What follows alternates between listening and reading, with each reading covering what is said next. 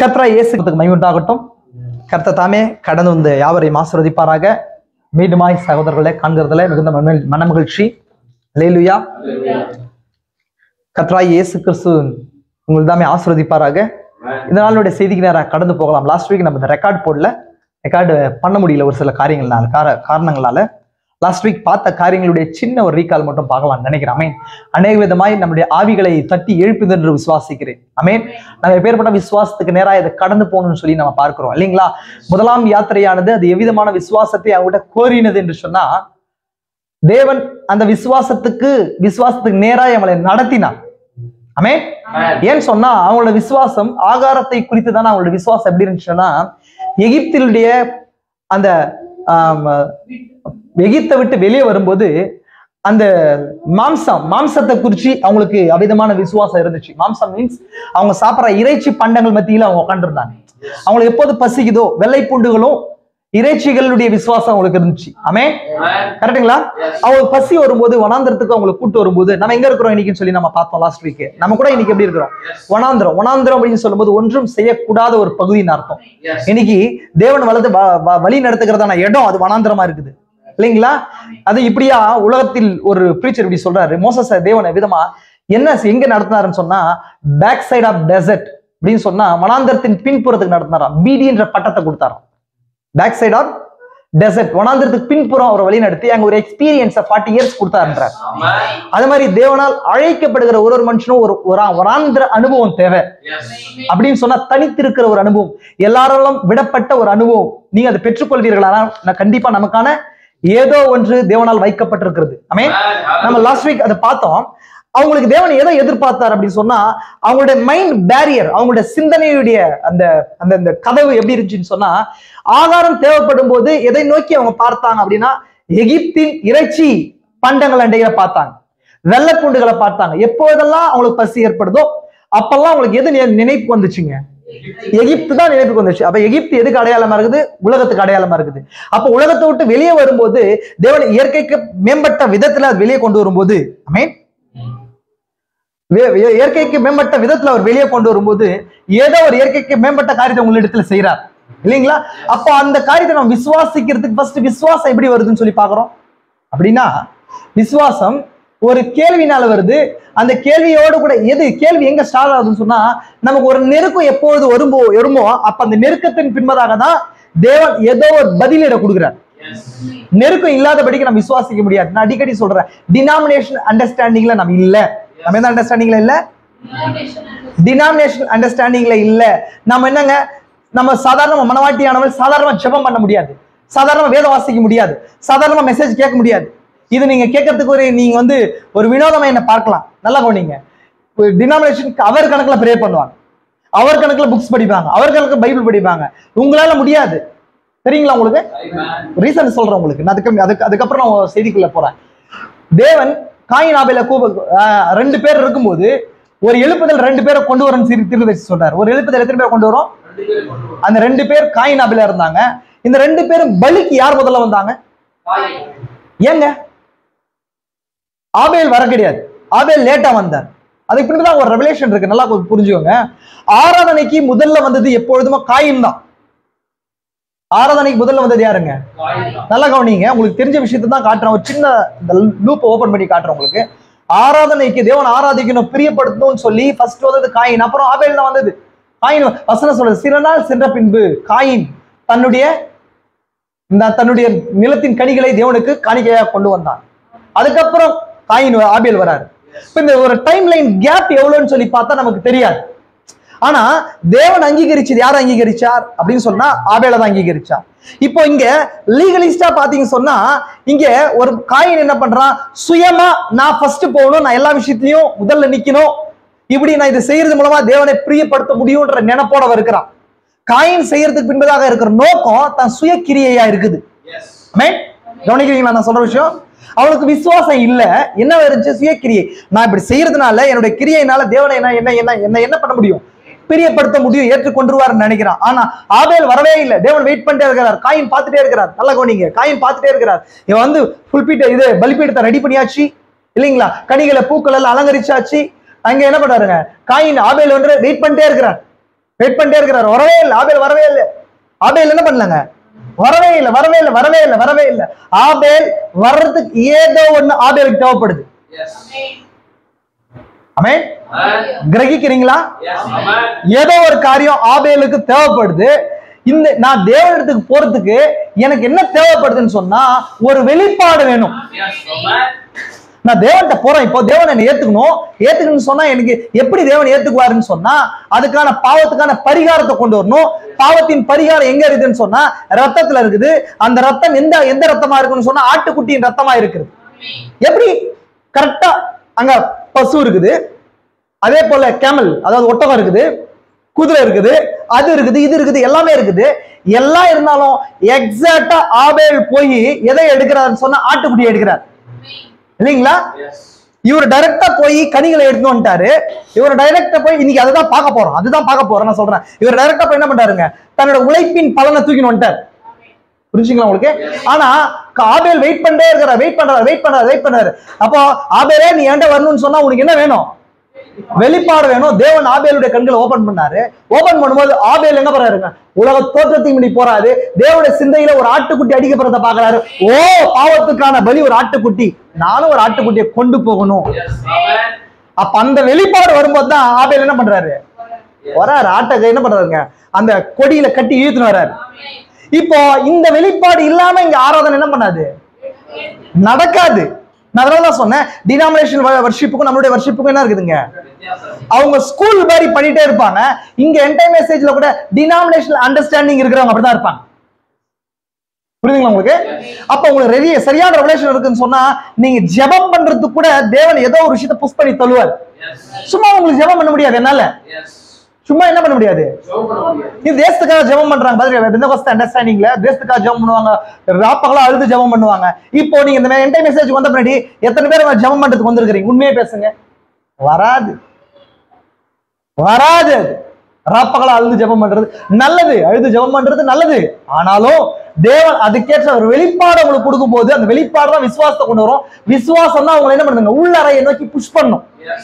எப்படி ஆபேலுக்கு எப்படி புஷ் பண்ணிச்சோ ஆட்டுக்குட்டியை எடுத்துட்டு வா அப்படின்னு சொல்லி, அப்பதான் நீங்க அதுக்கு முன்னாடி வரைக்கும் செஞ்சீங்கன்னா காயினுடைய வர்ஷிப்பை தான் பண்ணுகிறீங்கன்னு அர்த்தம். நான் எதுக்காக இந்த லைனை சொல்றேன்னு சொன்னா எப்போ தேவன் கிரியை செய்யறார், எந்த மாதிரியான விசுவாசம் தான் கேட்கிறாருன்னு சொல்லி நான் சொல்றேன். தேவன் இவங்க எகிப்தை விட்டு வெளியே கொண்டு வந்துடுறாரு. வெளியே கொண்டு வந்த படி இவங்க விசுவாசிக்கணும். என்ன பண்ணணும், இவங்க விசுவாசிக்கணும். என்ன, மனுஷன் அப்பத்தினால மாத்திரமல்ல தேவனுடைய வாயிலிருந்து புறப்படுகிற ஒவ்வொரு வார்த்தையெல்லாம் பிழைப்பான்ற விசுவாசம் யாருக்கு வரணுங்க, இந்த யாத்திரையின் ஜனங்களுக்கு வரணும். யாத்திரையின் ஜனங்களுக்கு வரணும்னு சொன்னா அவங்களுக்கு பசிக்கணும். தேவன் பசியை உண்டு பண்றாரு.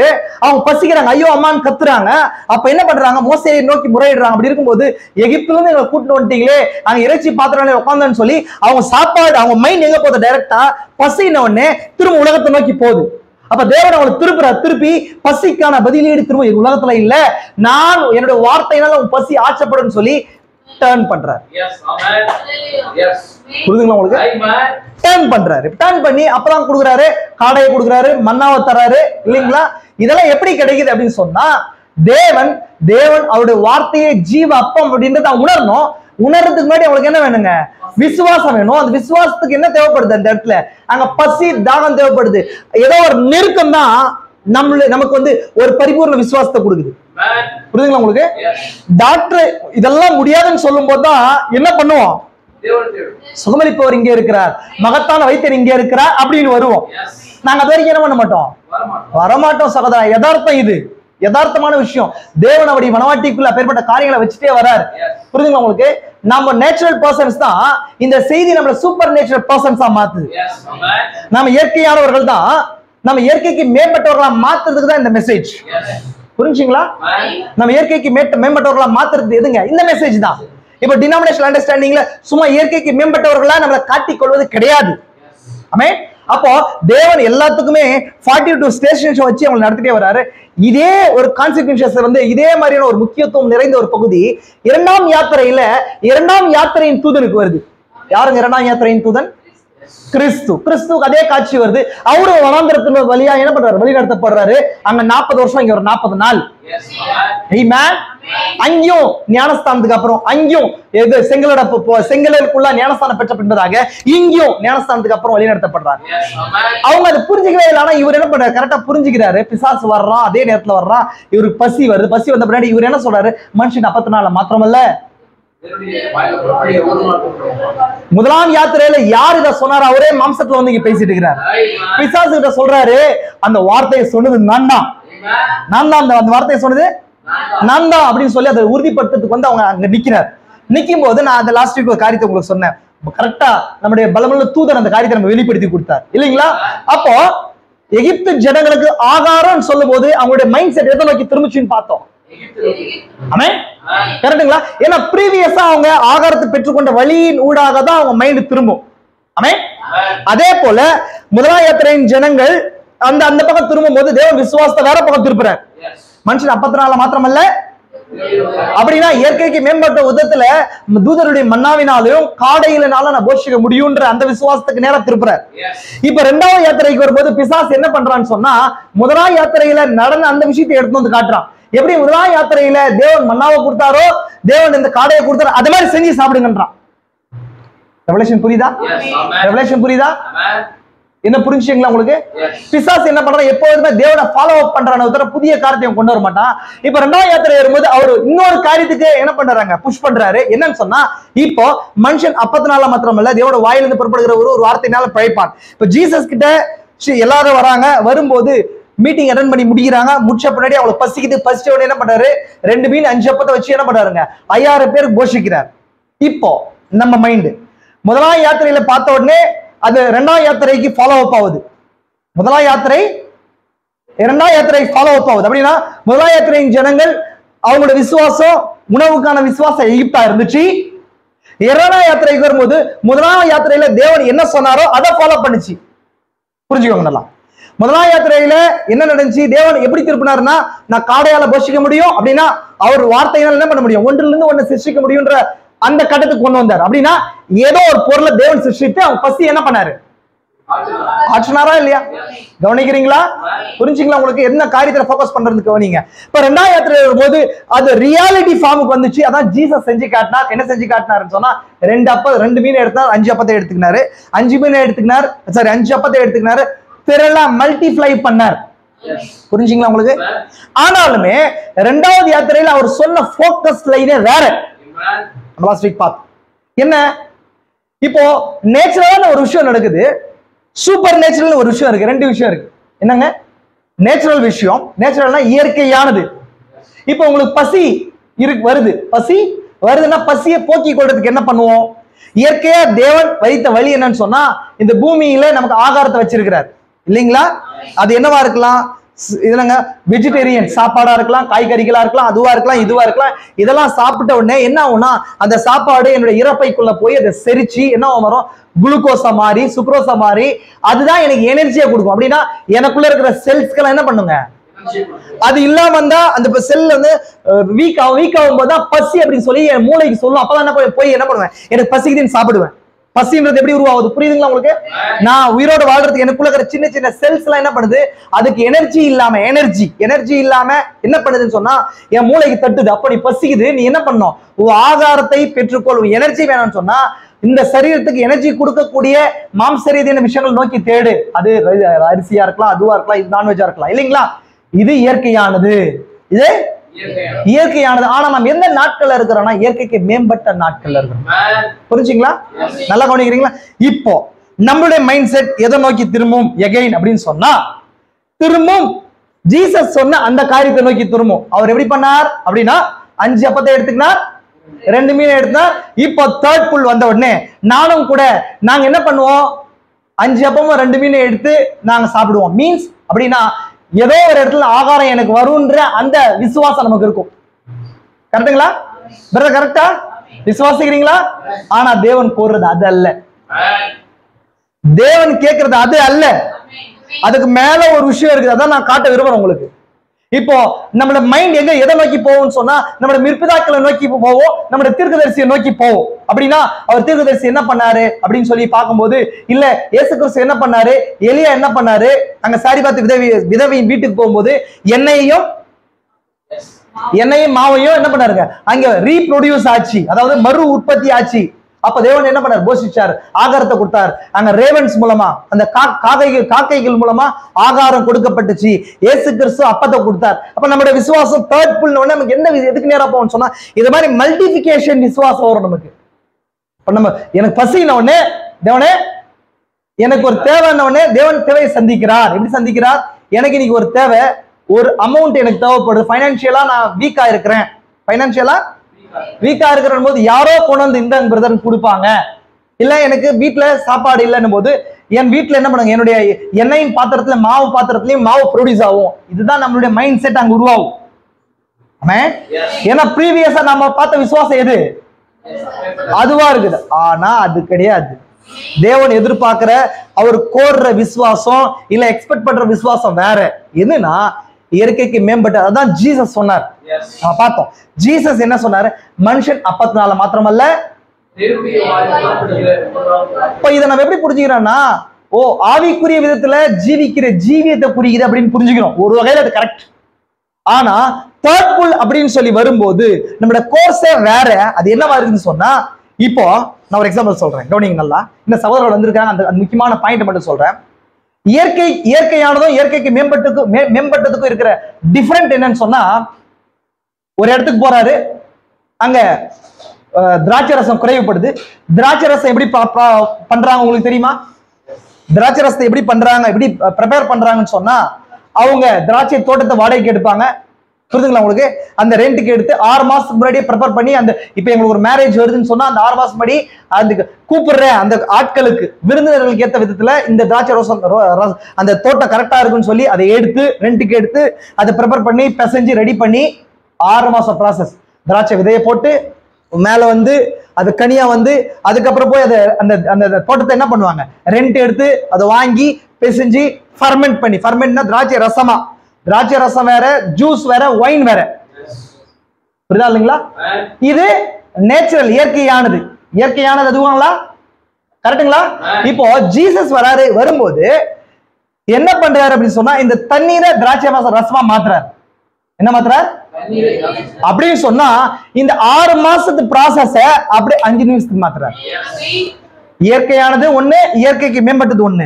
இயற்கையானது என்ன பண்ணுதுன்னு சொன்னா, அது விதையில இருந்து செடியா மாறி, கனியா மாறி, அப்புறம் மனுஷர்களோட கரம் பட்டு, கால் பட்டு, பிசைஞ்சு இதெல்லாம் பண்ணி அதை ரெடி பண்ணி வர்றது. புரியுதுங்களா உங்களுக்கு? அதாவது கடைசியா 2வது வர்ற திராட்சை ரசம் preparation wine எப்படி வந்துச்சுன்னு சொன்னா, thus say the Lord, உரைக்கப்பட்ட வார்த்தையின் மூலமா நடுவுல இருக்கிற எல்லா ப்ராசஸ் என்ன ஆகி போச்சு, இப்போ கட் ஆயிட்டு டைரக்டா திராட்சை ரசம், வாட்டர்ல இருந்து வைன், இதுல இருந்து. அப்போ இயற்கைக்கு மேம்பட்டதுன்றது என்னன்னு சொன்னா, இயற்கையில நடக்கிற ஒரு ப்ராசஸான விஷயம் எல்லா ப்ராசஸ் கட் பண்ணி எண்ட்ல இருக்கிற அந்த ஆன்சர் கிடைக்கிறது. கரெக்டுங்களா? இப்ப பசின்னு வச்சுக்கோங்களேன். இப்ப பசிக்கும் அதே விஷயத்தை அதே ஃபார்முலா அப்ளை பண்றேன். இப்ப தேவனோட வாயிலிருந்து புறப்படுகிற ஒரு வார்த்தையினால் பிழைப்பான் அப்படின்னு சொல்லும் போது, இப்ப நான் கவனிங்க, நான் ஏற்கனவே சொன்ன விஷயம் தான். ஆண்டவரே எனக்கு பசியாக இருக்குது, சாப்பாடு கொடுங்கனே நம்மளோட விசுவாசம் எங்க நிக்குது அப்படின்னா, உலகம் இஸ்ரேல் ஜனங்க எகிப்தை நோக்கினாங்க. நம்ம எப்படி நிக்கிறோம்னா, நம்மளோட ப்ரீவியஸான முற்பிதாக்கள் என்ன பண்ணாங்க, ஒரு அப்பத்தை எடுத்து 2 அப்பம் மாத்தினாங்க. தேவன் கேட்கும் போது காடைகள் வந்துச்சு. தேவன் அவங்க விசுவாசிக்கும் போது மன்னா வந்துச்சு, அதை எடுத்தாங்க இல்லைங்களா? அதை எடுத்தாங்களா இல்லைங்களா? அதை எடுத்தாங்க, சாப்பிட்டாங்க. சாப்பிட்ட உடனே என்ன ஆகும், ஜீர்ணாவும், அது குளுக்கோஸா மாறும். குளுக்கோஸ்ல என்ன மாறுங்க, அது எனர்ஜியா மாறி அது கன்வெர்ட் ஆகி போய் செல்லுக்குள்ள போகும். அப்ப செல் எனர்ஜி கொடுக்கும். கொடுத்த பின்னாடி அவங்க பசி என்ன ஆகுங்க, ஆறும். இது natural, second of the natural. இப்போ இயேசு சொன்னார் இல்லையா, என்ன சொன்னாரு, மனுஷன் அப்பத்தினால மாத்திரமல்ல தேவனோட வாயிலிருந்து புறப்படுகிற ஒரு வார்த்தையினால் பிழைப்பான்னு சொல்லி. இந்த அப்பா உருவாகுது, எப்படி உருவாகுது அப்படின்னு சொன்னா, அது உரைக்கப்பட்ட வார்த்தையா? கரெக்டுங்களா? எப்படிங்க, தேவன் கோதுமை எப்படி படைச்சார், வார்த்தையின் மூலமா வித்தானது இல்லைங்களா? கோதுமை மணி உண்டாக கடவுள் போது கோதுமை மணி வந்துச்சு இல்லைங்களா? செடியா மாறிச்சு. அததான் மனுஷன் பிச்சுட்டு போய் என்ன பண்றான், அப்பமா சுட்டு சாப்பிட்டு அதுல எனர்ஜியை பெற்றுக்கொள்றான். இது நார்மல் ப்ராசஸ். இயற்கைக்கு மேம்படுத்தல ஜீசஸ் சொல்றாரு, மனுஷன் 54 மாத்திரமல்ல வார்த்தையினால் பிழைப்பான்னு சொல்லும் போது அந்த வார்த்தை டைரக்டா செல்லுக்கு எனர்ஜி கொடுக்குது. நடுவுல எந்த ப்ராசஸ் இல்ல. நீ என்ன சாப்பிடுறீங்களோ, நடுவுல என்ன சாப்பிட்டு வரீங்களோ, என்னென்ன சாப்பிடுறோமோ, இது எதுவுமே இல்லாம டைரக்டா எங்க போய் செல்லுக்குள்ள என்ன மாறும்? அது எனர்ஜியா மாறுமா இல்லையா? இப்ப இந்த வார்த்தை எனர்ஜியா மாறுதுங்க. இதெல்லாம் 40 நாள் இருந்தாரு. ஆமென். இதுதான் தேர்ட் புல் மினிஸ்ட்ரி. எப்படி தேர்ட் புல் மினிஸ்ட்ரி வரும்னு சொல்ல எப்படி வரும்னு சொன்னா, இந்த வெளிப்பாடுகள் வர வர வர வர வர தான் என்ன ஆகும் சொன்னா, நமக்கு அந்த விசுவாசம் பெருகும். அந்த விசுவாசம் அதை ப்ரொடியூஸ் பண்ணும். புரியுதுங்களா உங்களுக்கு? புரிஞ்சுங்களா?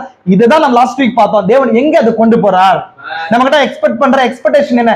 ஏன்னா அந்த விசுவாசம், அந்த மைண்டே நம்ம மைண்ட்ல ஒரு பேரியர் இருக்கு. பேரியர்னா என்னங்க? ரோட்ல போகும்போது ஒரு பேரியர் வச்சு இதுக்கு மேல என்ன பண்ணாத, ரோடு இல்ல, அதுக்கு மேல போகணுன்ற எண்ணமே தோணாது. ஆனா பின்னாடி ஏதோ ஒரு மிருகம் துரத்துதுன்னா என்ன பண்ணுவீங்க? அந்த மாதிரி இப்போ பர்பிள் வரும்போது, ஒரு அழுத்தம் வரும்போது, அந்த மாதிரி ஏதோ ஒண்ணு தள்ளும் போது அந்த உங்களோட மைண்ட் செட் அதை தாண்டி யோசிக்கும். எனக்கு வீட்டுல சாப்பாடு இல்ல, 2 அப்பம் பண்றதுக்கு கூட, ப்ரொடியூஸ் பண்றதுக்கு கூட எதுவும் இல்ல, டைரக்டா எனக்கு என்ன தேவைப்படுது? இப்போ அந்த மாதிரி எனக்கு எனர்ஜி வேணும், எனக்கு எனர்ஜி வேணும். இப்போ உங்களுடைய வார்த்தையை உட்கொள்ளும் போது என் செல்லுக்கு என்ன வருது? அது அப்படியே நான் அப்பத்தை எடுத்து சுட்டு ரெடி பண்ணி அதுக்கப்புறம் எனக்கு ப்ராசஸ் ஆகி எனக்கு எனர்ஜியா மாறுது. இப்போ அதுவும் உங்களுடைய வார்த்தையில இருந்து புறப்பட்டது. ஆனா இப்ப என்ன பண்றேன்னு சொன்னா, நடுவில் இருக்கிற எல்லா ப்ராசஸை கட் பண்ணி டைரக்டா thus say the Lord மூலமா எனர்ஜியை பெற்றுக்கொள்றேன். எங்க? வனாந்திரத்துல. அங்கேயும் வனாந்திரம். முதல் யாத்திரையிலும் வனாந்திரம், 2ஆம் யாத்திரையிலையும் வனாந்திரம், 3ஆம் யாத்திரையிலையும் இப்ப எங்க இருக்கிறோம்? நம்ம தேவனுடைய ஒரு மனுஷனையும் தேவன் எங்க வழி நடத்துறாரு? இப்ப வனாந்திரம்னா காடு நினைச்சுக்காதீங்க. வனாந்திரம் சொன்னா அங்க ஒண்ணுமே பண்ண முடியாத இடம்னு அர்த்தம். அப்ப பிரைட் கூட இன்னைக்கு பாத்தீங்கன்னு சொன்னா, தேவன் நம்மள என்ன பண்றாரு? எகிப்துல செப்பரேட் பண்ணி எங்க இருக்கிறோம்? எல்லா பக்கம் பேரியர் ஆகி போச்சு.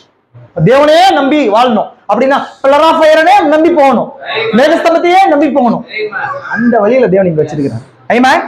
விசுவாசிக்கிறீங்களா? இந்த விசுவாசம் தான் நம்ம தேர்ட் புல்ல நமக்குள்ள என்ன பண்ணுங்க, கொண்டு வரும் இல்லைங்களா? இப்போ இந்த விசுவாசத்துடைய தொடக்கம் தான் ப்ராஃபெட் லைஃப்ல நடந்துச்சு.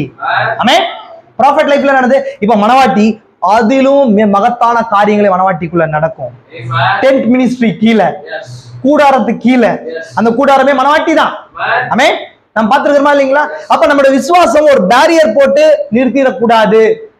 நம்மளுடைய விசுவாசத்தை எங்க பேரியர் போட்டு நிறுத்திடக்கூடாது. அதனால சொன்னானு, இந்த விசுவாசம் பேரியரை தாண்டணும்னு சொன்னா நமக்கு ஏதோ ஒரு அழுத்தம் வராம அந்த பேரியரை தாண்டாது. மனுஷன் நார்மலா இருக்கிறான், அந்த அந்த குழியை தாண்டிய முடியல, பின்னாடி நாயோ அதுவோ இதுவோ துரத்து வந்து என்ன பண்றாங்க, 20 அடி தாண்டுறான்.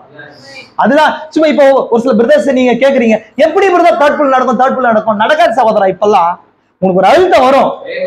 நீ வித்தா இருந்தா உனக்கு ஒரு அழுத்தம் வரும், மாட்டான ஒரு அழுத்தம் வரும். அப்படி அழுத்தம் வரும்போது அப்ப தேவன் என்ன பண்றாரு? அவருடைய வார்த்தையை உறுதிப்படுத்தும்படிக்கு அந்த அழுத்தத்தை உங்க வாழ்க்கையில அனுமதிப்பார். அனுமதிக்கும் போது நீ போய் வார்த்தையும் நீங்களும் ஒன்னாகும் போது அது ப்ரொடியூஸ் ஆகும்.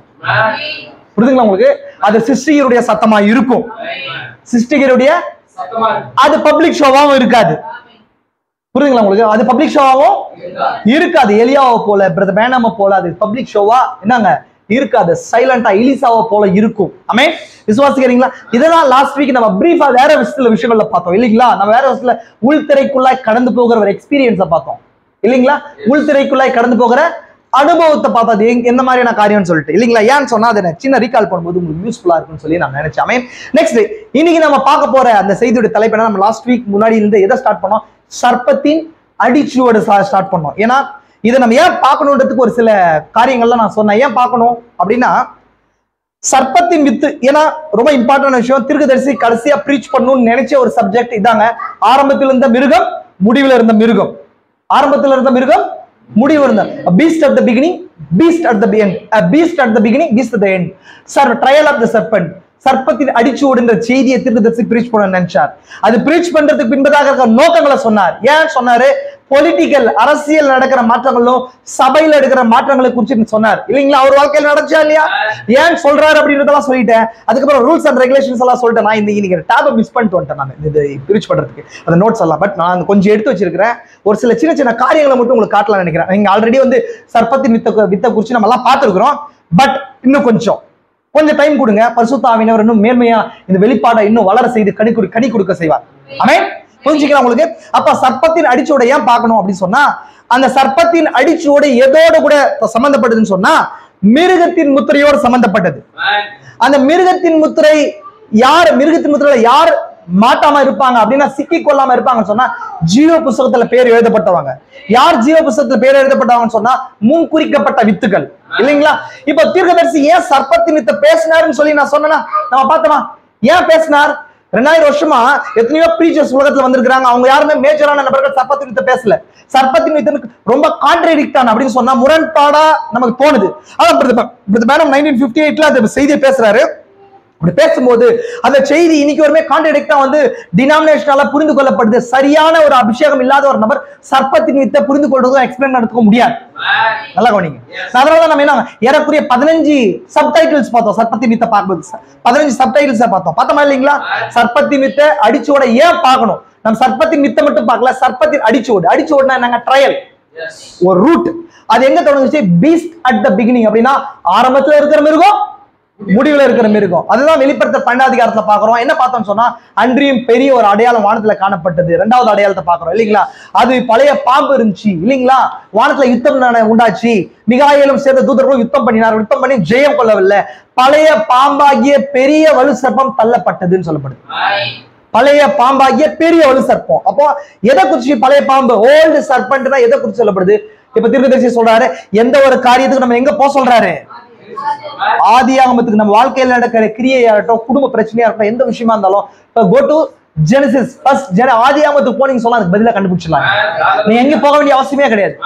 பிகினிங் போனீங்களா கண்டுபிடிச்சிடலாம். தீர்க்கதரிசி தான் சொல்றாரு. புரியுதுங்களா உங்களுக்கு? இப்போ ஆரம்பத்துல இந்த மிருகத்தை குறிச்சு நம்ம 12ஆம் அதிகாரத்துல பாக்குற மிருகம் தான் 13ஆம் அதிகாரத்துல டிரான்ஸ்பர் ஆகுது இல்லைங்களா? அந்த வலு சர்ப்பம் தான் இந்த 13ஆம் அதிகாரத்துல பாக்குற சிறுத்தையை போல இருக்கிற மிருகத்துக்கு அதிகாரத்தை எல்லாமே கொடுக்குது. அந்த மிருகத்தை பாதுகாக்கிறது தான் 2 கொம்புள்ள ஆட்டுக்கா அந்த அந்த வலு சர்ப்பத்தை போல இருக்கிற மிருகம் வருது. அப்ப இந்த வாய் என்ன வாயா இருக்குது? வலு சர்ப்பம். தலை, கொம்பு ஆட்டுக்குட்டி, வாய் வலு சர்ப்பம். அப்ப இது எங்க பார்த்திருக்கிறேன்? எங்க பார்த்திருக்கிறேன்? ஏதேன்ல பார்த்தேன். யார்கிட்ட பேசுச்சு? ஏவாள்கிட்ட போச்சு. திரும்ப இந்த ஏவாள்கிட்ட பேச வந்திருக்குது. இந்த பிரைடு கிட்ட பேச வந்திருக்குது. ஏமாத்தலாம் சொல்லி வந்திருக்குது. புரியுதுங்களா உங்களுக்கு? இப்ப வரும்போது அந்த 2வது மிருகம், 2வது ஆட்டுக்குட்டியை போல இருக்கிற மிருகம் ஒரு சொரூபத்தை ரெடி பண்ணுது.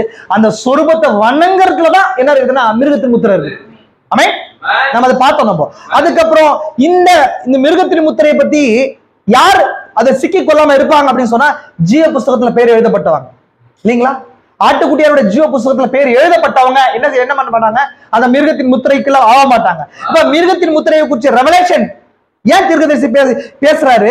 ஏன் சர்ப்பத்தின் வித்து பேசுறாருன்றதுக்கு ஒரு விஷயம் சொன்ன உங்களுக்கு எத்தனை பேருக்கு ஞாபகம் இருக்குது? சர்ப்பத்தின் வித்தை தீர்க்கதரிசி ஏன் பேசினார்? தயவுசெய்து சொல்லுங்க. நான் 2-3 முறை சொல்லிட்டேன் அந்த விஷயம். ஏன் பேசினார்? ஞாபகம் இருக்கா? ஏன் தீர்க்கதரிசி பேசணும் சர்ப்பத்தின் வித்தை குறிச்சு? நான் ரொம்ப தெளிவா சொன்னேன். ஏன்னா சர்ப்பத்தின் வித்துன்றது மேஜர் டாக்டரின். மத்த எந்த உபதேசங்களை காட்டிலும் மத்த எல்லா உபதேசமும் பைபிள்ல இருக்கிற மாதிரி இருக்கும். சர்ப்பத்தின் வித்தை எடுத்து நீங்க பேசும்போது ஸ்தாபனத்தாலும் உலகத்தாலும் கொச்சையாக கருதப்படும் அந்த டாபிக். ஆனாலும் தீர்க்கதரிசி ஏன் அதை பேசணும் அப்படின்றதுக்கு ஒரு விஷயம் சொன்னேன். ஏன்னா அவர் 3rd ஏஞ்சல்ஸ் மெசேஜா இருக்கிறார். ஏன்னா நான் சொல்றேன், அந்த பிரதர்ஸ் சொல்றேன் நானு. வெளிப்படுத்தல் 14ஆம் அதிகாரத்துல முத்தூது இருக்கு. 3 தூதர்கள் இருக்கிறாங்க. அப்படின்னா 1ஆம் தூதன் என்ன பண்றாரு? வானத்துல மத்தியில பறக்க கண்டே அவன் நித்திய சுவிசேஷத்தை உடையவனா இருக்கிறான். வானத்தை பூமியும் என்னங்க அந்த சமுத்திரத்தை உண்டாக்கின சிருஷ்டிகரையை தொழுது கொள்ளும் சொல்லி 1ஆம் தூதன். அந்த 1ஆம் தூதன் யாரு? மார்ட்டின் லூதர் இல்லைங்களா? அப்ப 2வது தூதன் வந்து என்ன சொல்றான்னு சொன்னா மகா பாபிலோன் வீழ்ந்ததுன்னு சொல்லி பரிசுத்தத்தின் செய்தியை கொண்டாரு. அவர் தான் யாருங்க? John Wesley. அப்ப 3ஆவது தூதன் வந்து மிருகத்தின் முத்திரையை குறிச்சு வெளிப்பாட்டை பேசுறார். யாருங்க? 14ஆம் அதிகாரத்துல இருக்கிற 3 தூதன்ல 3ஆம் தூதன் மிருகத்தின் முத்திரையை தரித்துக் கொள்றவர்களுக்கு புண் உண்டாகும் அப்படின்னு சொல்லுது. அப்ப மிருகத்தின் முத்திரையை குறிச்சு பேசுற அந்த தூதன் யாருன்னா பிரதமேனம். அப்ப மிருகத்தின் முத்திரையை குறிச்சு பேசணும்னு சொன்னா அந்த மிருகம் எங்க இருந்துச்சு, எங்க வந்துச்சு, அது எப்படி வந்துச்சு பேசணுமா இல்லையா? பேசணுமா இல்லையா? அதனாலதான் தீர்க்கதரிசி மிருகத்தின் தொடக்கம் சர்ப்பத்துல பேசிட்டு வந்தாங்க. ஏன்னு புரிஞ்சாலுங்களே? ஏன்னா இவர் 3rd ஏஞ்சல்ஸ் மெசேஜ் விடுது. அந்த 3rd ஏஞ்சல் வெளிப்படுத்தல் 14ல வீட்டுல நீங்க போய் வாட்சிங்க. அதுல என்ன இருக்குன்னு சொன்னா மிருகத்தின் முத்திரையை தரித்துக் கொள்றவங்களை குறிச்சுதான் அந்த தூதன் பேசுவார் 14வது அதிகாரத்துல. பாருங்க, வேணா நான் காட்டுறேன், நீங்க பாருங்க. வெளிப்படுத்தல் 14ஆம் அதிகாரம். ஏன்னா இது ரொம்ப இது என்ன செய்யும் அப்படின்னு சொல்றேன். இந்த மிருகத்தின் முத்திரை செய்தி சர்ப்பத்தை அடிச்சோடு ரொம்ப டீப்பா நீங்க கேளுங்க. நீங்க கூடுமான வரைக்கும் நீங்க வரதாலும் சரி, வேற சகோதரர்களை கூட்டு வந்து கூட கேளுங்க. தயவு செஞ்சு நீங்க எங்க உங்களுடைய விருப்பங்கள் இருக்கோ, உங்களுடைய விசுவாசங்கள் இருக்கோ அங்க இருங்க. பட் இது ரொம்ப இம்பார்ட்டன்டான ஒரு செய்தி. அந்த சர்ப்பத்தின் வித்தை குறித்து நம்ம பார்க்கும்போது என்ன சொன்னான்னு, அது சபையில எப்படி கிரியை செய்துன்றதை பாக்குறோம், சமுதாயத்துல எப்படி கிரியை செய்துன்றதை பாக்குறோம், குடும்பத்துல எப்படி கிரியை செய்துன்றதை பார்க்கலாம். குடும்பத்துல சர்ப்பத்தின் வித்து கிரியை செய்யும்.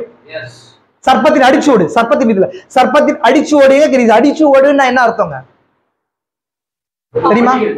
வழித்தடம். அதுடைய ஷேடோ, அதுடைய பார்வை விழுறது. புரியுதுங்களா உங்களுக்கு? அது எங்க கிரியை செய்துன்றத கண்டுபிடிக்கிறதுல தான். ஏன்னா சர்ப்பம் அந்த மிருகத்துடைய வழித்தடம் எங்க இருக்குதுன்னு சொன்னாதான் அந்த மிருகத்தின் முத்திரையில இருந்து நம்மளால என்ன பண்ண முடியும், தப்பித்துக் கொள்ள முடியும். அததான் தீர்க்கதரிசி கடைசியா பிரீச் பண்ணணும்னு நினைச்சார். ஏன்னா கடைசியா நம்ம எந்த நாள்ல இருக்கிறோம்? எசேக்கியேல் 9 சொல்லப்படுறது போல எங்க இருக்கிறோம்? நம்ம 6:9 சொல்லப்படுறது போல எங்க இருக்கிறோம்? முத்திரையிடுற நாட்கள் இருக்கிறோமா? எங்க இருக்கிறாங்க? முத்திரையின் நாட்கள் இருக்கிறோம் இல்லீங்களா? முத்திரையிடுற நேரம் வந்துச்சா? இப்போ தீர்க்கதரிசி பார்த்தாரா இல்லையா? அவர் என்ன இருக்கிறாரு? அந்த மாடுகளுக்கு முத்திரை இல்ல. அவர் என்ன ஹாரி போர்டு வகை மாடுகள் என்ன பண்றாரு? தீர்க்கதரிசிய வேலையா என்னன்னு சொல்றாரு? மாம்ச ரீதியா என்ன பண்றாரு? அவரு அந்த கேம் வார்டனா இருக்கும்போது அவர் என்ன பண்ணாங்க? கௌபாயா இருக்கும்போது குதிரையில இருந்து எதை மேய்க்க போறாரு? அவரு மாடுகளை மேய்க்க போகும்போது அவரோட வேலை என்னன்றது தீர்க்கதரிசி சொல்றாரு.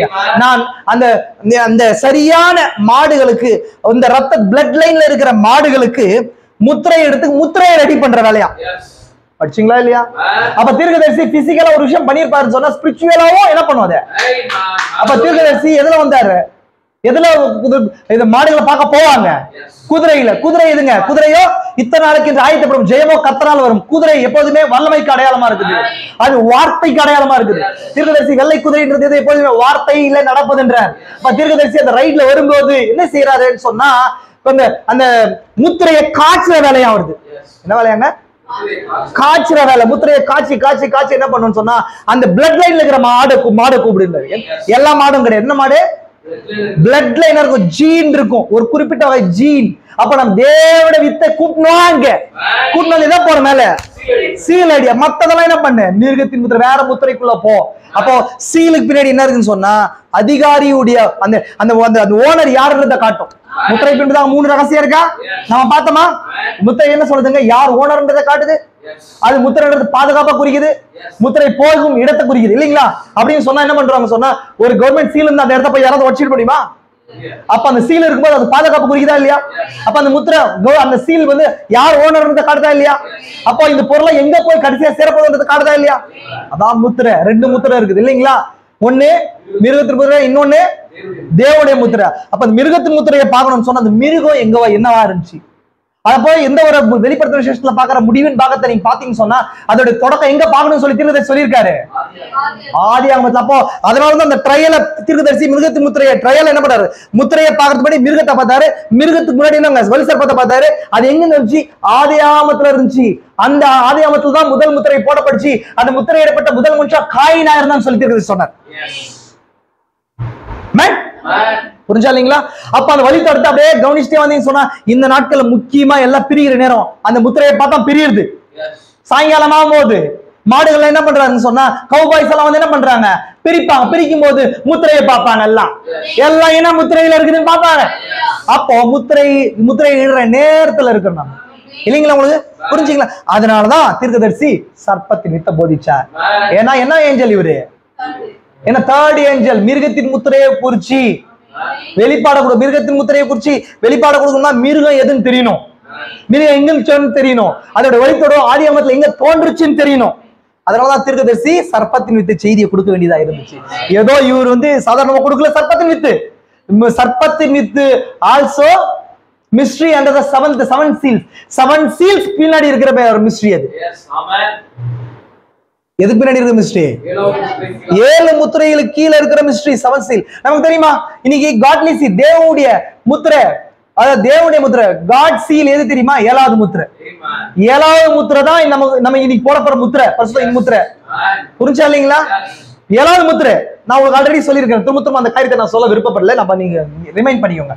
அப்போ மிருகத்தின் முத்திரைன்றது புதுசா ஒரு தலையில போடுற முத்திரை கிடையாது, வலது கையில போடுற முத்திரை கிடையாது இல்லீங்களா? எப்பொழுதும் வலது கையின் போது செயல்ல குறிக்குது. கை எப்பொழுதுமே என்னங்க? ஹேண்ட் ரெப்ரசன்ட் டு வர்க்ஸ், கிரியைகளை குறிக்குது. Head represent, 4 head represent to mind, சிந்தையை குறிக்குது. இந்த ரெண்டுலயும் சிந்தையிலையும் செயல்லையும் மிருகத்துடைய வழித்தவத்தை கொண்டு செல்வதே அந்த மிருகத்தின் முத்திரை. அப்ப மிருகம் எதுன்னு சொல்லி அந்த ரெவலேஷன் உங்களுக்கு தெரியாம என்ன பண்ண முடியாது. அந்த ரெவலேஷன் அந்த வெளிப்பாடு உங்களுக்கு புரியாம என்ன பண்ண முடியாது. மிருகத்தின் முத்திரையில் தப்பித்துக் கொள்ள முடியாது. அப்ப மிருகத்தின் முத்திரை வெளிப்பாடு, மிருகத்தின் முத்திரை குறித்து வெளிப்பாட கொண்டு வரது ஒரு தேர்ட் ஏஞ்சல தீர்க்கதரிசி வச்சிருக்காரு. அந்த தேர்ட் ஏஞ்சல் பத்தி வேணாம். அதனாலதான் தீர்க்கதரிசி சர்ப்பத்தின் வித்திலிருந்து எடுத்துட்டு வந்து கடைசியா பண்ண முடிகிறார். அது எங்கெல்லாம் நுழைஞ்சு வருதுன்றத பாக்குறாரு. அந்த ரூட் எப்படி நுழைஞ்சு வருதுன்னு சொல்லி தீர்க்கதரிசி பாக்குறார். அப்போ தீர்க்கதரிசி அதை பேசி விட்டு போன தலைப்பு இல்லைங்களா. அப்ப தீர்க்கதரிசிக்குள்ள இருந்த எலைஜா மேண்டல் அந்த ஷால் எங்க வருதுங்க, யார் மேல வருது? இப்போ எலிஷாக்குள்ள வரும்போது இப்போ பிரைட் என்ன பண்றாங்க, கரெக்டா கேட்ச் பண்றா. இனி 5-fold மினிஸ்ட்ரியில வேர்ல்ட் லெவல்ல இருக்கிற பிரீச்சர்ஸ் எல்லாம் இது அவங்களால பிரீச் பண்ண முடியுதுன்னு சொன்னா அது அவங்க கிடையாது, தீர்க்கதரிசிக்குள்ள அதே ஆவிதான் இங்க வருது. நல்லா கவனிங்க, மிருகத்தின் முத்திரைன்றது ரொம்ப இம்பார்ட்டன்ட். அதனால தான் இந்த டாபிக் வந்து பெருசா ஏறக்குறைய நம்ம 15-20 டாபிக் பேசி என்ன பண்ணிருக்கோம் இதுல வச்சிருக்கிறோம். நம்ம என்ன ஸ்டார்டிங் பாயிண்ட் மட்டும் பேசியிருக்கிறோம். இன்னைக்கு முக்கியமா நம்ம லாஸ்டா என்னென்ன டாபிக் பார்த்தோம். நம்ம ஏன் மிருகத்தின் முத்திரைய பார்க்கணும் அதை பார்த்தோமா, ஏன் மிருகத்தின் முத்திரையை பார்க்கணும்னு சொல்லி அந்த டாபிக் பார்த்துட்டோமா, மிருகத்தின் முத்திரை கீழே இருக்கிற விஷயங்கள் பார்த்தோமா. ரெண்டாவது சிருஷ்டிப்பில பரிணாம வளர்ச்சியை பார்த்தோமா இல்லைங்களா. லாஸ்ட் வீக் முந்தின வீக் எப்படி அது கிரியேஷன்ல பரிணாம வளர்ச்சி எப்படி இருக்குது, தேவன் எப்படி அந்த மிருகம் வந்துச்சு இல்லைங்களா, சர்ப்பம் வந்துச்சுல, அது எப்படி அமைக்கப்பட்டுச்சுன்ற அந்த ரோலை வந்து நம்ம பார்த்தோம். விஷயங்கள் பார்த்தோம். ஒரு சில விஷயங்கள் உங்களுக்கு சயின்டிபிக்கா வந்து என்ன பண்ணுங்க பார்த்தோம் நம்ம இல்லைங்களா. உங்களுக்கு அனிமல் கிங்டம் குறிச்சு பார்த்தோம். அனிமல் கிங்டம்னா என்னங்க, இந்த விலங்குகளுடைய அந்த ராஜ்யங்களை குறிச்சு பார்த்தோம் இல்லைங்களா. எப்படி விலங்குகள் வந்து அந்த தேவன் வந்து கரெக்டா வகையா படிச்சு வச்சிருக்கிறாரு. பிளட் ரிலேஷன்ஷிப்பை பத்தி பார்த்தோம். ஒரு மிருகத்துக்கு இன்னொரு மிருகத்துக்கு ரத்த உறவு எப்படி இருக்குது அப்படின்றத பார்த்தோம். ஏன்னா சிருஷ்டிப்பை புரிஞ்சுக்கினாதான் அது இல்ல பார்த்தாதான் உங்களுக்கு மிருகத்தை குறிச்சு பார்க்க முடியும், நீங்க விசுவாசத்துல வளர முடியும். அண்ட் தென் ஏன்னா சர்ப்பத்தின் வித்து மேஜர் டாக்டரின், ரொம்ப மேஜர் டாக்டரின் புரிஞ்சுக்கலாம் உங்களுக்கு. எகைன் இனி நான் என்ன பேச போறேன், என்ன காரியத்தை உங்களுக்கு பேச போறேன்னு சொன்னா, எகைன் நம்ம லாஸ்ட் பேசின அந்த சர்ப்பத்துக்கான அந்த லைன் நம்ம பேசணும் இல்லையா, அந்த என்னங்க அந்த மிருக ஜீவன்களுடைய வளர்ச்சி அது எப்படி ஸ்டார்டிங் வந்துச்சு. ஒரு செல்ல இருந்து இல்லைங்களா பல செல் அமீபா, மீன்கள், பறவைகள், ஊரும் பிராணிகள் புரியுதுங்களா, ஆம்பிபியன்ஸ் அதாவது முதுகு தண்டில பிராணிகள், இதெல்லாம் எப்படி கடைசியா படைப்புல உச்சமான மனுஷன் வந்தான்றத குறிச்சு பார்த்தோம். அதெல்லாம் படைப்பின் உச்சம் எதுங்க, ஏன்னா தேவன் வந்து பூமியில இருக்கிற ஒன்னொன்னு பரலோகத்துடைய சாயல பிரதிபலிக்குதுன்னு சொல்லி தீர்க்கதரிசி சொல்றாரு. அப்ப பூமியில இருக்கிற ஒரு சின்ன காரியம் பரலோகத்துல இருக்கிற சின்ன காரியத்தையும், பூமியில இருக்கிற பெரிய காரியம் பரலோகத்துல பெரிய காரியத்தை பிரதிபலிக்கின்றார். இப்ப பூமியில இருக்கிற சின்ன காரியம் ஒரு செல் அமீபாவா இருக்குன்னு வச்சுக்கோங்களேன். இப்ப மனுஷன் செல்ஸால இருக்கிறானா இல்லையா, அது மாதிரி பூமியில இருக்கிற சின்ன உயிர்னா ஒரு செல். இப்போ இவ்வளவு கோடிக்கணக்கான செல்ஸ் நம்ம அது மாதிரி ஒரு செல் ஜீவனை தேவன் படிச்சிருக்கிறார். அப்ப பரலோகத்துல அதாவது இயல் உலகத்துல காணக்கூடாத உலகத்துல அந்த மாதிரி ஏதோ ஒரு காரியம் இருக்குது. அதே போல நல்லா பண்ணீங்க, பூமியில இந்த படைப்பிலே இருக்கிற உச்சத்துல இருக்கிற மேலா இருக்கிற ஒரு ஜீவன் இதுன்னு சொன்ன மனுஷன். அப்போ பூமி பரலோகத்துல இருக்கிற சின்ன ஒரு சின்ன காரியத்துடைய பிரதிபலிப்பா ஒரு செல் அமீபா இருக்குமானால், பூமியில இருக்கிற மிகப்பெரிய ஒரு காரியத்தின் பிரதிபலிப்பு பரலோகத்துல இருக்குது. அப்ப அந்த மிகப்பெரிய காரியம் மனுஷன். அந்த மனுஷன் யாருடைய சாயல்னா தேவன். அப்ப தேவனை என்ன பண்றான், பிரதிபலிக்கிறான். புரிஞ்சுங்களா உங்களுக்கு. அப்ப தேவனுடைய சாயல்ல இருந்து பிசாசு என்ன பண்ணான்னு சொன்னா அங்க மாத்தி போட்டான். சர்ப்பத்தோட என்ன பண்ணிச்சுன்னு சொன்னா பிளட் லிங்க் ஆனதெல்லாம் மாறிடுச்சு. அப்ப அது அந்த பிளட் லைன் மூலமா இது வரைக்கும் டிராவல் ஆகிட்டு வருது. நான் நீங்க கவனிங்க, கண்டினியூவா நீங்க கவனிச்சுட்டே வந்தீங்கன்னா தான், ஏன்னா நம்ம ஒரு வாரத்துல ஒரு நாள்ல பேசக்கூடிய காரியம் கிடையாது, டாபிக் கிடையாது. அதனால ரொம்ப இம்பார்ட்டன்ட் கொஸ்டின்ஸ் நாமளே ரைஸ் பண்ணி தான் போட்டுக்கிறோம் இல்லைங்களா. நம்ம ஏறக்குறைய 15-16 கொஸ்டின்ஸ் ரைஸ் பண்ணி எப்படி எப்படிலாம் இது டிராவல் ஆகுது நம்ம பார்த்தோமா இல்லைங்களா. ஆதி ஆகமத்துல சர்ப்பத்தின் அடிச்சோடு எப்படி இருந்துச்சு, பழைய ஏற்பாட்டுல எப்படி இருந்துச்சு, யாத்திரையில எப்படி இருந்துச்சு, அதுக்கப்புறம் ராஜாக்கள் காலத்துல எப்படி சர்ப்பத்தின் அடிச்சோடு வருதுன்றதை குறிச்சு பார்த்தோம். புதிய ஏற்பாட்டுல சர்ப்பத்தின் அடிச்சோடு எப்படி வரப்போகுதுன்ற டாபிக்ஸ் இதெல்லாம் நம்ம ஃபில் பண்ண போறோம். அண்ட் தென் சபை காலங்கள்ல இந்த கடைசி நாட்கள்ல அப்படியே குடும்பத்துல ஒரு சபையில எல்லா இடத்துலயும் சர்ப்பத்தின் அடிச்சு விடு வந்து என்ன பண்ணுங்க தன்னுடைய ரூட்டை என்ன பண்ணுது விடுது இல்லைங்களா. ஏன்னா நோவா காலத்துல நோவா பிள்ளையில சர்ப்பத்தின் அடிச்சு நோவா காலம் வரும்போது சர்ப்பத்தை வந்து என்ன சர்ப்பத்தின் அடிச்சு விடு அழிஞ்ச மாதிரி நினைச்சுக்கணும். ஆனா பிசாசு தந்திரவானா என்ன பண்ணாங்க, பேழைக்குள்ள பூந்து வெளியே வரான். புரியுதா உங்களுக்கு. ஒரு நியாய தீர்ப்புல பூந்து என்ன பண்றான், வெளியே வரானா இல்லைங்களா. அப்ப தேவன் என்ன பண்ற, ஒரு மனுஷனை கூட்டு வர்றாரு. யாருங்க, பாபிலோன்ல இருந்து ஒரு மனுஷனை கூட்டு வந்தாரு. அந்த மனுஷன் வந்தாலும் அந்த மனுஷன் இருந்து பூந்து வெளியே வரான் ஏசா மூலமா. புரியுதா இல்லைங்களா. நான் இதெல்லாம் காட்ட போறேன். அப்புறம் தேவன் எகிப்துக்கு போய் ஒரு செய்தியாளர் கீழே வெளியே கொண்டு வரும்போது அங்கேயும் வெளியே வரான். புரியுதா இல்லைங்களா? இந்த மாதிரி அநேக இடங்கள்ல வரான். நம்ம நினைச்சிருக்கிறோம் சர்ப்பத்தின் அடிச்சு ஓடுது எங்க தனியா இருக்குன்னு சொல்லி. அப்படி கிடையாது. இங்க நீங்க என்ன நினைச்சுங்க, சீட் மிக்லிங் ஏஜ்ல இருக்கிறோம். அந்த வித்துக்கள் கலக்கப்படுற நேரத்துல இருக்கிறோம். நோவா காலம் என்ன காலம்? நோவா காலம் என்ன காலம் சகோதரா சகோதரி? நோவா காலத்தை தேவன் ஏன் அழிச்சாருன்னு சொன்னா சீட் மிங்லிங்காக, வித்துக்கள் ஒன்றா சேர்ந்ததுக்காக. காயினுடைய வித்தும் காயினுடைய வித்துகளும் சேத்துடைய வித்துகளும் ஒன்னா சேர்ந்ததுக்காக தேவன் அழிச்சாரு. இப்போ நோவாவின் நாட்களை போல மனுஷகுமாரோட நாட்களை வரும் சொல்லும் போது நாம திரும்ப அந்த நாட்கள் வரும்போது திரும்ப பியோர் சீடு வருது. எது? சேத்தை போல அப்படின்னு சொன்னா ஆதி பெந்தகோஸ்தே சேர்த்து, ஆதி பெந்தகோஸ்தே சேர்த்து அந்த ரூட் வரும்போது அதே போல யூதாஸ் வழி வந்ததுதான் என்னங்க, இந்த காயினுடைய சந்ததி. அப்ப இந்த கடைசி நேரம் வரும்போது நோவாவின் நாள் வரும்போது ஏனோக்குடைய நாள் வரும்போது திரும்ப அங்க எப்படி இருந்துச்சோ திரும்ப இங்க இணையுது. அந்த ரூட் திரும்ப உள்ள இணையும் போது திரும்ப அங்க என்ன வராங்க, ஸ்பிரிச்சுவல் நெப்லின்ஸ் வராங்க, ஆவிக்குரிய ராட்சதர்கள் பிறக்கிறாங்க. அப்படி பிறக்கும்போது தேவன் திரும்ப கோபம் கொண்டு பூமி அழிக்கிறார். அதுதான் திரும்பி அங்க அவர் சொல்றாரு, என்ன சொல்றாரு, நோவாவின் நாட்கள்ல நடந்தது போல. நோவாவின் நாட்கள் வந்த உடனே நீங்க பேழையை மட்டும் மைண்ட் வச்சு கூடாது. நம்ம வெளிப்பாடு என்ன பண்ணுங்க, எக்ஸ்பேண்ட் ஆகணும். நோவோட பேழையை மட்டும் வச்சு கூடாது. அந்த நாள் எப்படி இருந்துச்சு, நோவாவுக்கு முன்னாடி மறைக்கப்பட்ட ஒரு மனுஷன் இருக்கிறான், அதான் ஈனாக். ஈனாக் தான். ஈனோக்கை போல நம்ம இருக்கிறோம். ஈனோக் எதை பிரீச் பண்றாரு, நியாய தீர்ப்பை குறிச்சு பிரீச் பண்றாரு, சர்ப்பத்தி வித்தை குறிச்சு பிரீச் பண்றாரு. அவரு தெரியுமா உங்களுக்கு? நான் ஒரு நாள் அது ஈனோக்கை குறிச்சு நம்ம பேசலாம், ஈனோக்குடைய பிரீச்சிங்கை குறிச்சு பேசலாம், எவ்வளவு பெரிய ரகசியங்கள் அதுக்கு பின்பதாக இருக்குன்னு சொல்லி. ஏன்னா நம்ம அதே நாட்களை வாழ்ந்து கொண்டிருக்கிறோம் இன்னைக்கு. ஏன் புரிஞ்சுக்கலாம் உங்களுக்கு? நான் ரொம்ப ரொம்ப பொறுமையா சொல்லிட்டு இருக்கிறேன். ஏன் பார்க்கணும் சொல்லி இன்னைக்கு என்ன பார்க்க போறோம்னா, டினாமினேஷனுக்கு புரியுற வகையில ஒரு சின்ன காரியத்தை சொல்றேன். சர்ப்பத்தின் அடிச்சுவடு, சர்ப்பத்துடைய வித்து பைபிள்ல இருக்குதா? நான் பைபிளுடைய நோட்ஸ் எங்க திருதர்சி நோட்ஸ் எல்லாம் எடுக்க போறதுல இன்னைக்கு சின்ன பைபிள்ல இருந்தே, பைபிள்ல தெளிவா ஒரு மனுஷன் படிச்சாவே அப்படின்னா வித்து படிக்கும் போதே வரிகளுக்கு இடையில படிக்க சொல்லி திருதர்சி சொல்றாரு. அப்ப வரிகளுக்கு இடையில படிக்கும் போதே என்ன வருங்க, சர்ப்பத்தின் வித்து புரிந்து கொள்ள முடியும். அதுக்கான ஒரு சில எவிடன்ஸ் உங்களுக்கு இன்னைக்கு காட்ட போறேன். நிறைய வசனங்கள் இருக்கு, நான் ஃபாஸ்டா போறேன். உங்களுக்கு புரியலன்னா நான் பொறுமையா சொல்ல போறேன். புரிஞ்சுங்களா உங்களுக்கு? அப்ப சர்ப்பத்தின் வித்தை குறிச்சு இருக்கிற ஒரு 9 எவிடன்ஸை குறிச்சு பைபிள்ல சர்ப்பத்தின் வித்துன்றது இருக்குதா அப்படின்னு சொல்லி. ஏன்னா சர்ப்பத்தின் வித்தை குறிச்சு நீங்க எடுத்து எங்க பேசினாலுமே என்ன வருங்க, உங்களுக்கு ஏமாற்றம் தான் வரும். அதை ஏற்றுக்கொள்ளாம ஒரு பிசாசு அதை என்ன மாத்தி இருக்கிறான், ஐயோ இவங்க இப்படி பேசுறாங்களா, ஏவாளுக்கும் சர்ப்பத்துக்கும் ஒரு மாம்சத்தின் உணவின் மூலம் வந்துச்சுன்னு சொல்லி கொச்சைப்படுத்துறாங்க அப்படின்ற மாதிரி என்ன பண்றாங்க, நினைக்கிறாங்க. பிசாசு அப்படி அவங்க மைண்ட மாத்தி வச்சிருக்கிறான். புரியுதுங்களா உங்களுக்கு? பிசாசு என்ன பண்ணிருக்காங்க, அவங்க மைண்ட் அப்படி மாத்தி வச்சிருக்கிறான். புரிஞ்சுங்களா உங்களுக்கு? அப்போ சரியான வகையில தேவனால் வழிநடத்தப்படுற மனுஷன் என்ன பண்ணுவாங்க, பகுத்து சீர்தூக்கி பார்ப்பான். புரிஞ்சுங்களா உங்களுக்கு? எனவே நம்ம இன்னைக்கு ஒரு டினாமினேஷனல் மைண்ட் செட்ல இந்த நார்மல் இருந்தே சர்ப்பத்தின் வித்து நீ வேதத்தை வாசிக்கும் போது இந்த கொஸ்டின் கீழெல்லாம் சர்ப்பத்தின் வித்து வருதுன்றதை குறிச்சு பார்க்க போறோம். ஆமென்.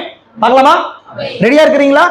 ஏன் எனக்கு டேப் கிடையாது இன்னைக்கு, நான் நோட்ஸா தான் எழுதி வச்சேன். இங்க வந்து நோட்ஸ் எழுத முடிச்சு. ஃபர்ஸ்ட் பார்க்கலாம், பாருங்க, வாசிங்க. ஃபர்ஸ்ட் ப்ரூஃப் என்ன வந்து சர்ப்பத்தின் வித்துக்கு பைபிள்ல ஓபன் டாக்ல சர்ப்பத்தின் வித்து நான் சொன்னேன். பைபிள்ல இந்த எல்லா லைன்லயும் ரூட்டை வெளியிடுதுன்னு சொல்லி சொன்னேன் இல்லைங்களா? ரூட் மீன்ஸ் ஃபார் எக்ஸாம்பிள், கொஞ்சம் நீங்க எனக்கு பொறுத்துக்கோங்க தயவு செஞ்சு ப்ளீஸ்.